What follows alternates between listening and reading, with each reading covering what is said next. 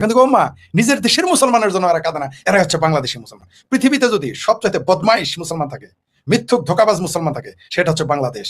এদের কথা হলো ততটুকু ইসলাম, ততটুকু মুসলমান প্রেম তারা দেখাবে যতটুকু তাদের লাভের, ততটুকুই তাদের ইসলাম প্রেম। এখন মুসলমান ভাই ভাই কোথায় গেল? নিজের দেশের জনগণকে যারা নিতে চায় না, পৃথিবীতে যদি সবচাইতে বদমাইশ মুসলমান থাকে, মিথ্যুক ধোকাবাজ মুসলমান থাকে, সেটা হচ্ছে বাংলাদেশ। দেশ সর্বোপরি, দেশের নিরাপত্তা সব থেকে বেশি গুরুত্বপূর্ণ। তাই রাজ্যে ক্ষমতায় সেই অনুপ্রবেশকারীদের বিরুদ্ধে কড়া পদক্ষেপ করা শুরু করেছে শুভেন্দু অধিকারী সরকার। রাজ্যের সরকার পরিবর্তনের পর থেকে বাংলাদেশি অবৈধ মুসলিম অনুপ্রবেশকারীদের নিজের দেশে ফেরাচ্ছে পুলিশ এবং বিএসএফ। আর এই প্রক্রিয়া যে বন্ধ হবে না তা স্পষ্ট করে দিলেন মুখ্যমন্ত্রী শুভেন্দু অধিকারী। নিয়ম মেনে শুরু করেছি। একটি আইন ছিল ভারত সরকারের, সেই আইনে ওদেরকে জেলে না পাঠিয়ে সরাসরি বিএসএফ এর হাতে হ্যান্ডওভারের আইন ছিল, অন্য রাজ্যে কার্যকর করেছিল। এখানে এদেরকে জামাই আদর করে জেলে পাঠানো হতো। আমাদের ভাত, আমাদের কাপড়, আমাদের ওষুধ খেত, এরা আরামে ভিতরে বসে থাকতো।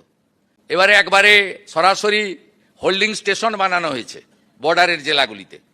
সেখান থেকে এখন অবধি 4800-কে ওপার পাঠিয়ে দেওয়া হয়েছে। আর এখন আমার হাতে আছে হোল্ডিং স্টেশনে 836 জন। তাদেরকেও আমরা তাড়াতাড়ি খাইয়ে পরিয়ে ওদিকে পাঠানোর ব্যবস্থা করছি। এটা প্রক্রিয়া চলবে, এটা একটা বড় ইস্যু ছিল।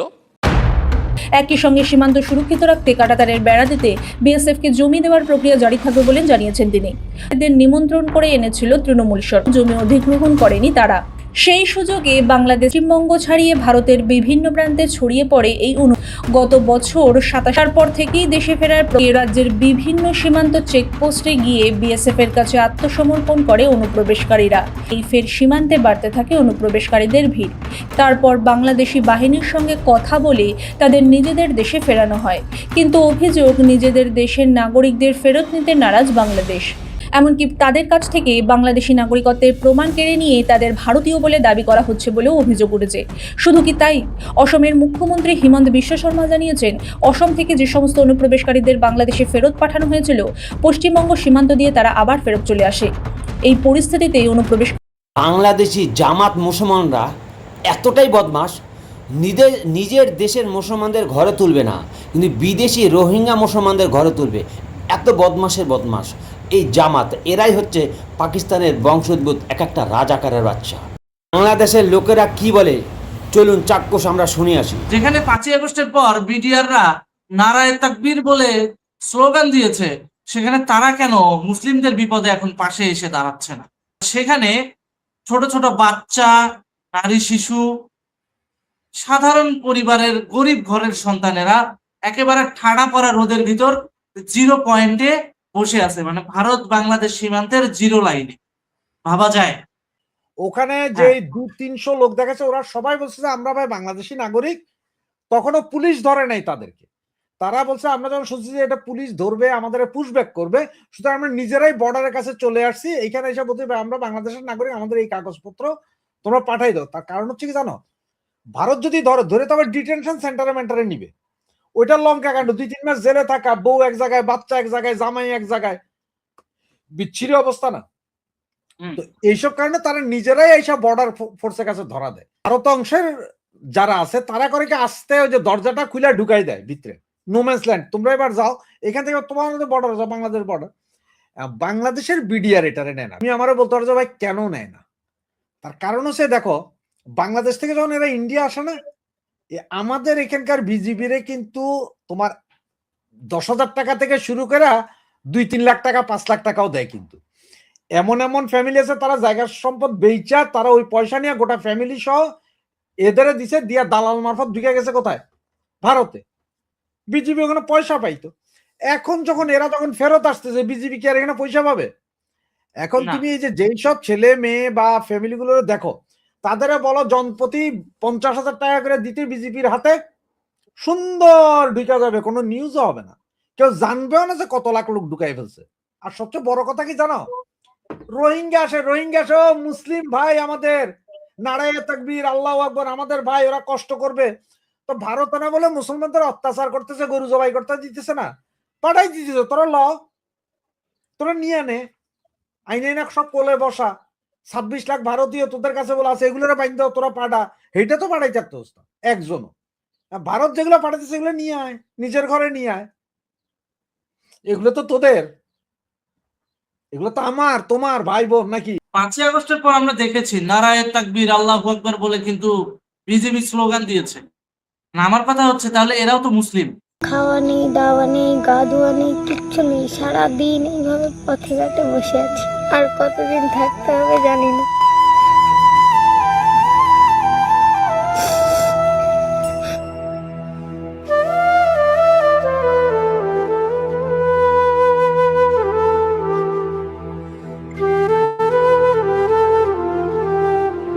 আমার আব্বু আছে, আমার ভাই আছে, আমার মা আছে, আর আমার একটা দিদি আছে। চাই আমাদের দেশের বাড়ি আমাদেরকে পাঠিয়ে দিই। গরিব হলে পৃথিবীতে কতটা কষ্ট সহ্য করতে হয় এই ভিডিওটা হচ্ছে তার প্রমাণ। বিডিআর কে যদি পয়সা দিতে পারতো তাহলে হয়তো বা 36 ঘন্টা ধরে না খেয়ে এই কি হয়তো জিরো বা? লাইনে থাকতো না। কি তুমি এখন বলো আমি এইখান থেকে পয়সা টাকা দিতে বলো, আমি এইখান থেকে পয়সা রেডি করে দিব। 10,000 টাকা পার হেড দিবে, বিজিবি ছাইড়ে দেবে, সসম্মানে বিজিবির গাড়িতে নিয়ে যায় দিয়ে আসবে। তাহলে চিন্তা করা যায় করাপশনটা কোন লেভেলে চলে গেছে। তুমি বাংলাদেশ তোমার নাগরিকদের কর্মসংস্থান দিতে ব্যর্থ, তুমি অভাব মিটাইতে ব্যর্থ, তোমার সামাজিক সুরক্ষা নাই, তাহলে তোমার দেশের নাগরিকরা কেন মানে অন্য দেশে পালাবে না? নিজেই প্রেসার করে ওদের ওই দেশে পাঠাইছো। তুমি যদি আছে কাজের যোগান দিতে পারতা, খাওয়ার যোগান দিতে পারতা, ওই যে মেয়েরা ধর্ষিত হবে না, পুরুষরা বলৎকার হবে না, এগুলো সব নিরাপত্তা দিতে পারলে তো একটাও যায় না ভারত। তাই তো। সব তো আমার দেশেই থাকে। 284টা গার্মেন্টস বন্ধ হয়ে গেছে গা।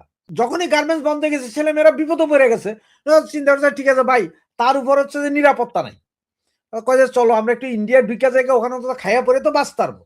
এখন তো যে কর্নেল হাসিনুর বলে একজন লাফায় না, ওই যে মহিলাদের মতো চুল প্রেস ক্লাবে এসে যে ফটর ফটর করে, ওর কান সাবেনায় 2টা দেওয়া দরকার যে শুয়ারের ছানা এবার দেখ কি অবস্থা।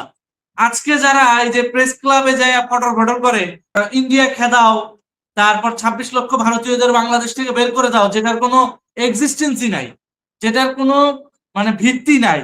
আদৌ 26 লক্ষ ভারতীয় বাংলাদেশে যে অবৈধভাবে আছে এটা দেখাইতেই পারে নাই, অথচ একটা ন্যারেটিভ দাঁড় করায় দিছে। ঠিক আছে, শুধু দুই বাংলার গ্যাঞ্জাম লাগাই দেওয়ার জন্য বা দুই দেশের গ্যাঞ্জাম লাগাই দেওয়ার জন্য। আমি মনে করি এই কুকুরের ছানারা রিটায়ারমেন্টের পরে এই মিশনে নামছে, যেটা এই নতুন সরকারের হানিমুন পিরিয়ডের 100 দিনে 609টা খুন সরকারি হিসাব। এছাড়া তো খালে বিলে কত পাওয়া যেতেছে সেটা আল্লাহ জানে। এই 609টা খুন 3 মাসে, মানে 100 দিনের ভিতরে খুন করছে। এটা তো র্যাবের ক্রস ফায়ারের চেয়ে 1000 গুণ বেশি। এখন পর্যন্ত 1900 শিশু হামে মারা গেছে। আবার বলে দিচ্ছি, ভারত খেদাও এই আন্দোলন ব্রিটিশ খেদাওয়ার মতো ভারত খেদা দাও আন্দোলনের ডাক দিতে হবে। এই যে ভারত খেদাও আন্দোলনের ডাক দিবে ব্যারিস্টার শাহরিয়ার 2024 সালের পর থেকে তো খেদাচ্ছেই। 26 লক্ষ ভারতীয় এই যে আজকে 2 বছরেও আইডেন্টিফাই করতে পারে না। এরা খালি উস্কানিটাই দিতে পারে, খেদাও খেদাও, কিন্তু আরে ভাই আছে কই যে তোরে খেদাবে? এখানে তোমার একটা কথা বলি, এরা বাংলাদেশের ভালো চায় না, এরা পাকিস্তানের আইএসআই এর পয়সা আর ওই তুর্কির পয়সাতে সারাক্ষণ একটা গ্যাঞ্জাম। এদের কথা হচ্ছে যে ভাই কোন রকম একটা গ্যাঞ্জাম লাগাইয়া রাখো, ভারত বাংলাদেশ যুদ্ধ হয়ে মানুষ মারা গেল তাদের কোনো দুঃখ নাই। এই যে হারামজাদা এখন পর্যন্ত হামে শিশু মারা গেছে এটা নিয়ে কথা বলছে? বলে নাই। ওরা দেখেন বিগত 2 বছরে ফুলে ভেবে বড় লোক, কেউ গাড়ি কিনতেছে, নতুন নতুন বাড়ি বানাচ্ছে, যে বাপের মানে স্যান্ডেল কেনার পয়সা ছিল না তারা এখন প্রাডোতে চলে। হ্যাঁ, তাহলে বুঝেন এই যে 500 কোটি টাকা আছে এখন আসিম মাহমুদ সজীব ভুইয়ার কাছে, কয় যে এটা ওর কষ্ট অর্জিত টাকা। তাহলে ওরা কোন বাপ দাদার আমলের টাকা ছিল, এটা কষ্টে অর্জিত টাকা। তুমি একটু খোঁজ নিয়ে দেখো চোরাচালান বন্ধ হয়েছে কিনা।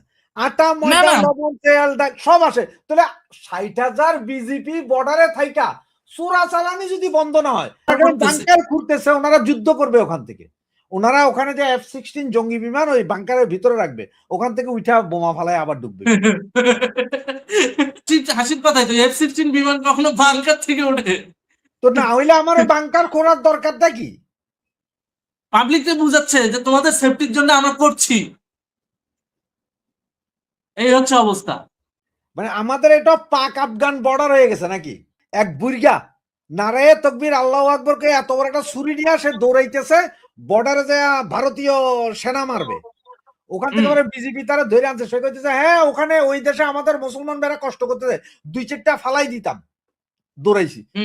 তারা যদি গুলি করে দিত তখন কি কইতে বর্ডার হত্যাকাণ্ড হয়েছে। সারাদিন এইভাবে পথে ঘাটে বসে আছি, আর কতদিন থাকতে এরা কি হবে জানি মুসলমান না।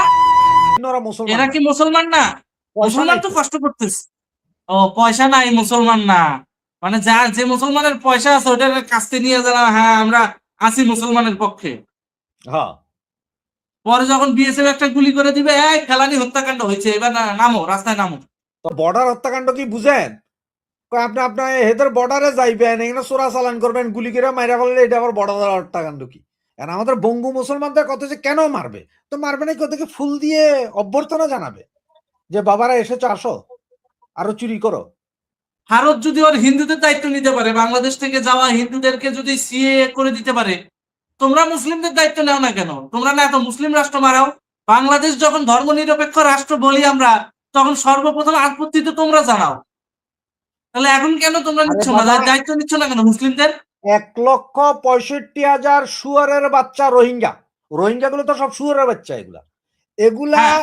এই শুয়ারের বাচ্চাদের 1,65,000 রোহিঙ্গারা পাসপোর্ট দিবে, আর সেখানে আমার দেশের নাগরিক জিরো লাইনে বসে থাকে, বাচ্চারা কাঁদে, তাদের রেসপন্সিবিলিটি নিবে না। রোহিঙ্গারা বেশি হয়ে শুধু গেছে তাই আমাদের না, কাছে। শুধু তাই না, রোহিঙ্গারা এসে চট্টগ্রামে পুরো মাদক সাম্রাজ্য গড়ে তুলছে। অবশ্যই সব রোহিঙ্গা, এদের মাইয়াগুলা সুন্দর সুন্দর হুজুরগুলা এক একটা 4টা করে বিয়া করে এই রোহিঙ্গা মাইয়াদের প্রোডাকশন। তাহলে? এই যে অবস্থা। তাহলে চিন্তা করা যায়। ও মানে বারবার ওরা হচ্ছে মাদক ব্যবসা করে কোটি কোটি টাকা ঢালতে পারে, পয়সা ছাড়তে পারে, ওরা ঠিক আছে। ওরা এরা ঠিক আছে। সাধারণ গরিব মুসলিম পরিবার, এদেরকে এই জন্য বর্ডারে এইভাবে মরতে হবে। বাংলাদেশে এত এতিমখানা এত মাদ্রাসা আছে, তারপরও তার্কির সহযোগিতায় এতিমখানা মাদ্রাসা করবে কোথায়? সেটা চট্টগ্রামের রোহিঙ্গা ক্যাম্পের কাছে। কেন রে বাবা? মানে আরো জঙ্গি প্রশিক্ষণ দেওয়াইতি। মানে ওই তুরস্কের আদলে যে একটা মুসলিম স্টেট তৈরি করতে চাচ্ছে আমেরিকা, মানে আমেরিকার বানানো মুসলিম, হ্যাঁ সেটাই এখন বাস্তবায়ন হচ্ছে, ওই কর্মযোগ্যই বাস্তবায়ন হচ্ছে। সেটাই। তবে রোহিঙ্গাদের ওই গোড়ায়, যাতে রোহিঙ্গাদেরকে খুব সহজে ইউজ করা যায়, মাদক ব্যবসায় যাতে ইনফ্লুয়েন্স করা যায়, অস্ত্র ব্যবসায় যাতে ইনফ্লুয়েন্স করা যায়। সবকিছুই আজকেও 17টা শিশু মারা গেল হামে। পেপার নিউজ করতে যান ছোট ছোট, মানে দিনকে দিন এটা ছোট হইতেছে। আগে ছিল 6 কলাম, আস্তে আস্তে একসময় হারিয়েই যাবে। হ্যাঁ এই আর কয়দিন পরে হারাইয়া যাবে, এটা থাকবেই না, এটা নিউজই থাকবে না। এই যে 10-15 জন যেটা বাংলাদেশের জিরো লাইনে আছে না, এইটাকে আটকায় রাখছে, মানে এরা পয়সা দিতে পারতেছে না। যেটা আমি তোমারও বলছি, অলরেডি পয়সা দিয়ে কিন্তু আরো 1000 খানিক অলরেডি গেছে, ভিতরে ঢুকে গেছে বাংলাদেশের। পয়সা হ্যাঁ। যারা দিতে পারতেছে না তারা বৈশা রয়েছে। ওই অংশটা কিন্তু সাংবাদিকরা বলবে না, কারণ ওইখানকার সাংবাদিকরাও পয়সা পায়। ওরা তো একটা মাসোয়ারা পায় বর্ডারের বিজেপির কাছ থেকে। বিজিবি, পুলিশ, সাংবাদিক, এই তিনটা এক হয়ে পয়সা পায়। যেগুলা পয়সা দিতেছে তারা ঢুকে যাচ্ছে, যারা পয়সা পাচ্ছে না তাদের বসায় রাখা হইতেছে। এটা হচ্ছে মূল কাজ। মানে তুমি পয়সা থাকবা 3 দিন 4 দিন, অসুবিধা নাই, তোমার আত্মীয় স্বজন পয়সা নিয়ে আইবো। সবচেয়ে কথা হচ্ছে পুরো জাতি হিসেবে আমাদের না। নৈতিক চরিত্রের অধঃপতন, নৈতিক চরিত্রের অধঃপতন। সবচেয়ে বড় কথা নৈতিক চরিত্রের অধঃপতন আমাদের, এটি যে কাহিনী। জামাত তাহলে গুপ্তভাবে কাজ করেছে, ওরা গুপ্তভাবে কাজ করছে। এই যে প্রকাশ্য রাজনীতি না করে গুপ্তভাবে রাজনীতি করে, তো এটা নিষিদ্ধ করা উচিত। হ্যাঁ, ওইটা নিষিদ্ধ করা উচিত।